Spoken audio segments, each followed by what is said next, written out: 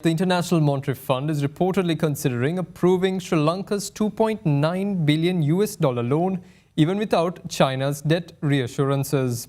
Early in February, the IMF said Sri Lanka's bailout package was set to be approved as soon as the country obtained adequate assurances from bilateral creditors and met remaining requirements.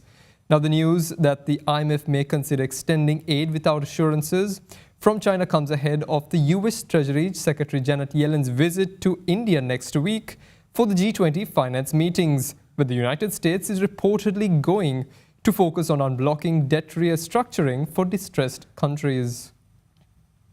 Bloomberg reported, quoting sources that wish to remain anonymous, that under a rarely used policy on lending, the International Monetary Fund may consider approving Sri Lanka's loan despite China's assurances on debt restructuring yet to be notified.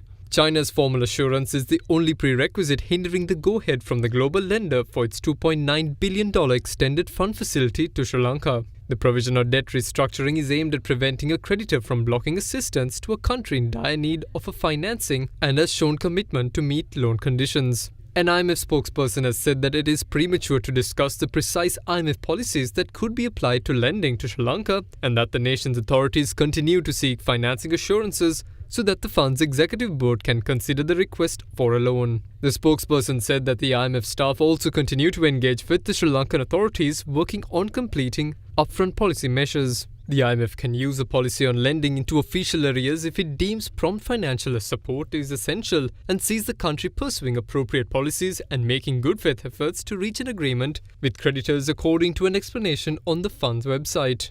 Moving forward with the loan approval would be a shift from its position early this month, when it said the approval of Sri Lanka's $2.9 billion extended fund facility will depend on whether Sri Lanka can secure assurances from its bilateral creditors. So far, the Paris Club and India provided formal support to Sri Lanka's debt restructuring request. Sri Lanka's bondholders have also expressed their commitment to help Sri Lanka restructure debt. China, meanwhile, offered term extensions via the state-owned Export-Import Bank.